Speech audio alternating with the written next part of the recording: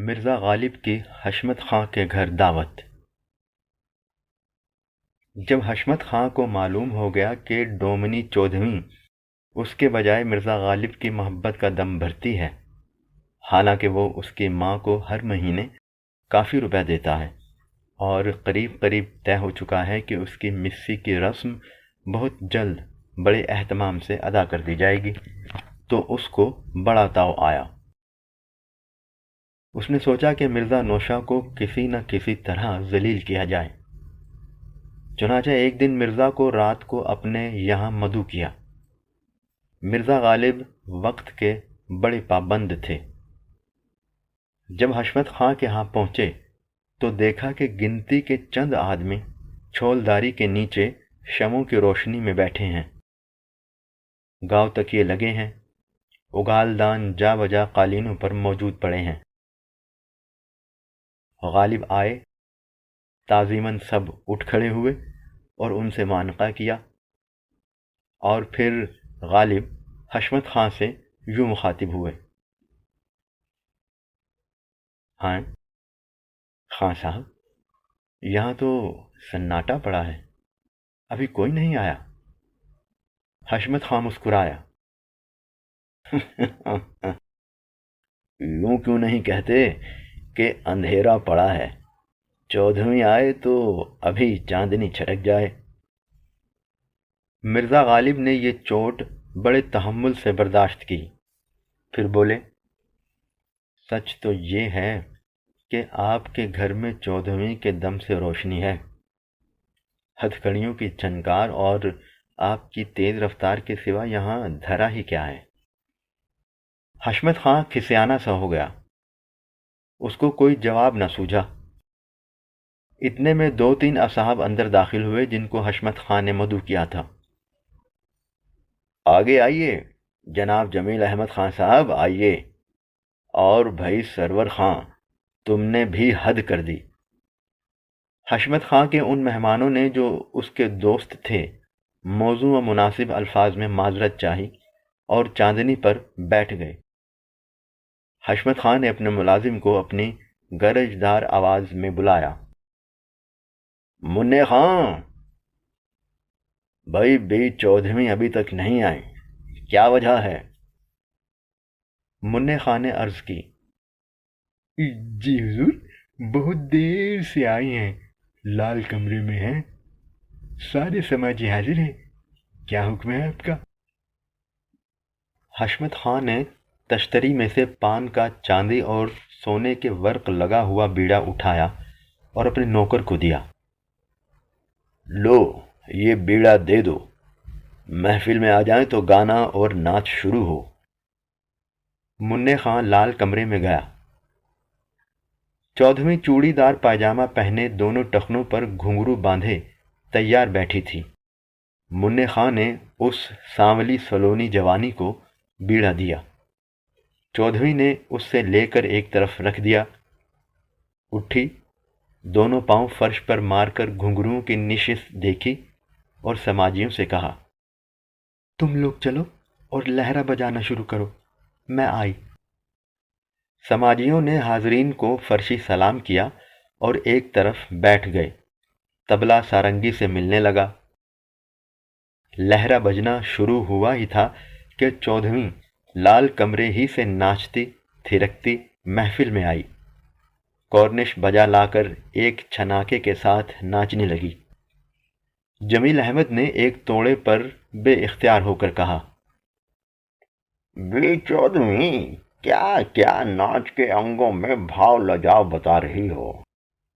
چودھویں نے، جو کہ ایک نیا توڑا لے رہی تھی، اسے ختم کر کے تسلیم بجا لاتے ہوئے کہا: حضور، آپ رئیس لوگ قدردانی فرماتے ہیں، ورنہ میں ناچنا کیا جانوں۔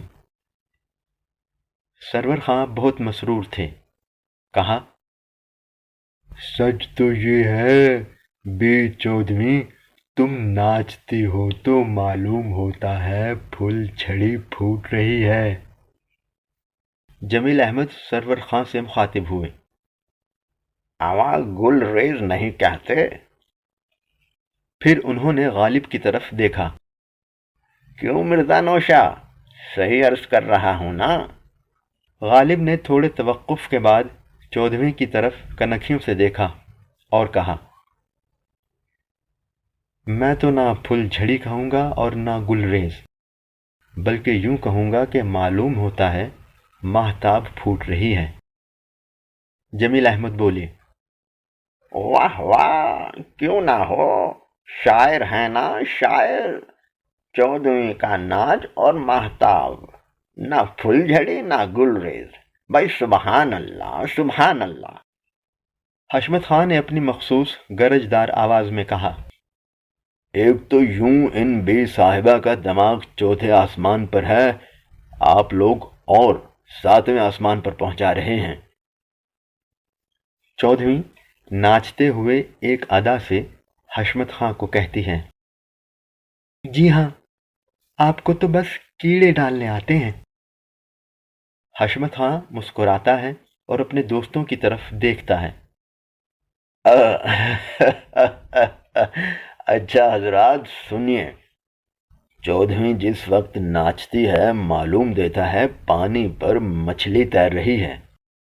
फिर चौधरी से मुखातिब होता है, ले, अब खुश हुई? चौधरी नाचना बंद कर देती है और नन्ही सी नाक चढ़ाकर कहती है, दिमाग कहाँ पहुंचा है, सड़ी बदबूदार मछली।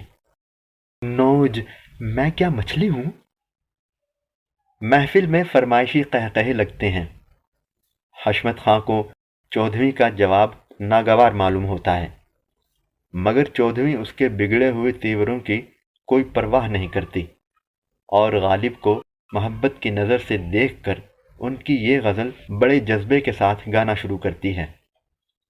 ये जो हम हिज्र में दीवारों दर को देखते हैं, कभी सबा को कभी नामा बर को देखते हैं, वो आए घर में हमारे, खुदा की कुदरत है, कभी हम उनको कभी अपने घर को देखते हैं। चौधरी ये गज़ल गालिब की तरफ रुख कर कर के गाती है और कभी कभी मुस्करा देती है। गालिब भी मुतबस्सिम हो जाते हैं। हशमत खां जल भुन जाता है और चौधरी से बड़े कड़े लहजे में कहता है, अरे हटाओ ये गज़लें वज़लें, कोई ठुमरी दादरा गाओ। चौधरी गज़ल गाना बंद कर देती है। मिर्ज़ा गालिब की तरफ थोड़ी देर टिकटिकी बांध कर देखती है और ये ठुमरी आलापना शुरू करती है। पिया बिन नाहे चैन। हशमत खां के सारे मंसूबे खाक में मिले जा रहे हैं। अपनी करख्त आवाज़ में जान मोहम्मद को बुलाता है और उससे कहता है, वो मेरा संदूकचा लाना। जान मोहम्मद बड़े अदब से दरियाफ्त करता है, कौन सा संदूकचा हुजूर? अरे वही जिसमें कल मैंने तुम्हारे सामने कुछ जेवरात ला के रखे हैं। गाना जारी रहता है। उस दौरान में जान मोहम्मद संदूकचा लाकर हशमत खां के सामने रख देता है। हशमत खान गालिब को, जो चौधरी का गाना सुनने में महव हैं, एक नज़र देखकर मुस्कुराता है। संदूकचा खोलकर एक जड़ाऊ गुलूबंद निकाल कर चौधरी से मुखातिब होता है, चौधरी इधर देखो, ये गुलूबंद किसका? चौधरी एक अदा के साथ जवाब देती है, मेरा। हशमत खां गालिब की तरफ मानी खेज नज़रों से देखता है और संदूकचे से जड़ाऊ झाले निकालकर चौधरी से पूछता है, अच्छा ये झाले किसके? फिर वही अदा, पर अब वो तसन्नो इख्तियार कर रही थी। बोली, मेरे।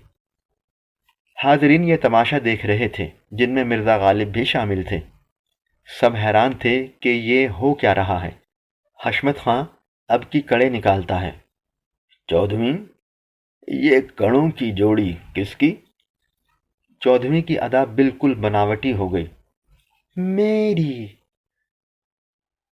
अब हशमत खां बड़ी खुद एतमादी से इससे सवाल करता है, अच्छा अब बताओ, चौधरी किसकी? चौधरी तवक्कुफ के बाद जरा आंचल की आड़ लेकर देखती है और कहती है, آپ کی۔ غالب خاموش رہتے ہیں، لیکن حشمت خاں جو شاید چودھویں کے آنچل کی اوٹ کا جواب سمجھ نہیں سکا تھا، مرزا سے کہتا ہے، آپ بھی گواہ رہیے گا؟ غالب نے ذرا تیکھے پن سے جواب دیا، سازشی مقدمے میں گواہی مجھ سے دلواتے ہو؟ تم نے نہیں سنا؟ مرزا غالب محفل سے اٹھ کر جاتے ہوئے حشمت خاں سے کہتے ہیں، کچھ دیکھا نہ کچھ سنا، اور دوسرے مجھی سے مقدمہ اور مجھی سے گواہی، غضب اندھیر۔ غالب کے جانے کے بعد محفل درہم برہم ہو جاتی ہے۔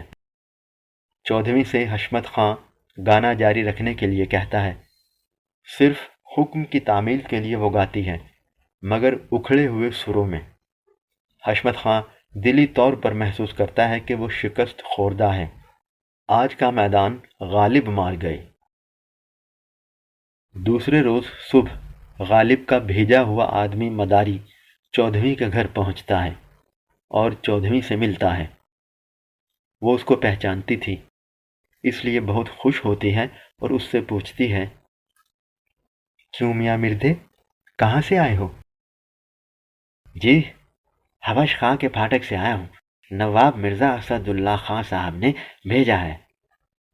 چودھویں کا دل دھڑکنے لگا، کیوں، کیا بات ہے؟ جی، انہوں نے یہ توڑا بھیجا ہے۔ یہ کہہ کر مداری ایک توڑا چودھویں کو دیتا ہے، جسے وہ جلدی جلدی بڑے اشتیاق سے کھولتی ہے۔ اس میں سے زیورات نکلتے ہیں۔ مداری اس سے کہتا ہے، بی بی جی گن کے سنبھال لیجئے، اور ایک بات جو نواب صاحب نے کہی ہے وہ سن لیجئے۔ کیا کہا؟ مداری تھوڑی ہچکچاہٹ کے بعد زبان کھولتا ہے، او جی، انہوں نے کہا تھا اپنے رئیس جمعدار حشمت خاں سے کہنا کہ جن مقدموں کا فیصلہ روپے پیسہ چڑھا کر بڑی آسانی سے اپنے حق میں ہو جائے، ان پر گواہوں کی ضرورت نہیں ہوا کرتی۔ چودھویں گزشتہ رات کے واقعات کی روشنی میں مرزا نوشا کی اس بات کو فوراً سمجھ جاتی ہے اور دانتوں سے اپنی مخروطی انگلیوں کے ناخن کاٹنا شروع کر دیتی ہے اور سخت پریشان ہو کر کہتی ہے، وہی ہوا جو میں سمجھتی تھی۔ میاں مردے، تم ذرا ٹھہرو تو میں تم سے کچھ کہوں۔ مداری چند لمحات سوچتا ہے، لیکن بی بی جی نواب صاحب نے فرمایا تھا کہ دیکھو مداری، یہ توڑا دے آنا، واپس نہ لانا اور فوراً چلے آنا۔ چودھویں اور زیادہ مضطرب ہو جاتی ہے، ذرا دم بھر ٹھہرو، سنو، ان سے کہنا میں کیوں کر، ہاں یہ کہنا کہ میری سمجھ میں کچھ نہیں آتا، لیکن سنا تم نے، کہنا میں مجبوری سے کہہ گئی۔ نہیں نہیں مرزے بابا، کہنا کیا؟ بس یہی کہ میرا قصور کچھ نہیں۔ یہ کہتے کہتے اس کی آنکھوں سے آنسو آ جاتے ہیں۔ وہ کہتی ہے، لیکن سنو میاں مداری، تم اتنا ضرور کہنا کہ آپ خود تشریف لائیں تو میں اپنے دل کا حال کہوں۔ اچھا تو یوں کہنا، زبانی عرض کروں گی، ہائے اور کیا کہوں، سنو، میرا ہاتھ جوڑ کر سلام کہنا۔ مداری اچھا اچھا کہتا چلا جاتا ہے، لیکن چودھویں اسے آنسو بھری آنکھوں سے سیڑھیوں کے پاس ہی روک لیتی ہے اور کہتی ہے، اے میاں مردے، اے میاں مداری، کہنا میری جان کی قسم ضرور آئیے گا، کہنا میرا مردہ دیکھیے، چودھویں بد نصیب کو اپنے ہاتھ سے گاڑیے جو نہ آئیے، سب کچھ کہنا۔ مداری چلا جاتا ہے۔ وہ روتی روتی بیٹھک میں آتی ہے اور گاؤں تکیے پر گر کر آنسو بہانے لگتی ہے۔ تھوڑی دیر کے بعد جمعدار حشمت خاں آتا ہے اور معنی خیز نظروں سے اس کو دیکھتا ہے۔ چودھویں کو اس کی آمد کا کچھ احساس نہیں ہوتا۔ حشمت خاں اس کے پاس ہی مسند پر بیٹھ جاتا ہے، پھر بھی چودھویں کو اس کی موجودگی کا کچھ پتہ نہیں چلتا۔ بے خودی کے عالم میں وہ اس کی طرف بالکل خالی نظروں سے دیکھتی ہے اور بڑبڑاتی ہے، جانے وہ ان سے سب باتیں کہے گا بھی یا نہیں۔ حشمت خان جو اس کے پاس ہی بیٹھا تھا کرخت آواز میں بولا، میری جان، مجھ سے کہیں ہوتی تو ایک ایک تمہارے مرزا نوشہ تک پہنچا دیتا۔ چودھویں چونک پڑتی ہے، جیسے اس کو خوابوں کی دنیا میں سے کسی نے ایک دم جھنجھوڑ کر جگا دیا۔ اس کی آنسو بھری آنکھیں دھندلی ہو رہی تھیں، اسے صرف سیاہ نوکیلی مونچھیں دکھائی دیں جن کا ایک ایک بال اس کے دل میں تکلوں کی طرح چبھتا گیا۔ آخر اسے کوئی ہوش نہ رہا۔ حشمت خان خوب سمجھتا تھا کہ یہ بھی ایک چلتر ہے جو عام طور پر طوائفوں اور ڈومنیوں سے منسوب ہے۔ وہ زور زور سے قہقہے لگاتا رہا اور ڈومنی بے ہوشی کے عالم میں مرزا نوشہ کی خاطر و مدارت میں فوراً مشغول ہو گئی، اس لیے کہ وہ اس کے بلانے پر آ گئے تھے۔ سعادت حسن منٹو۔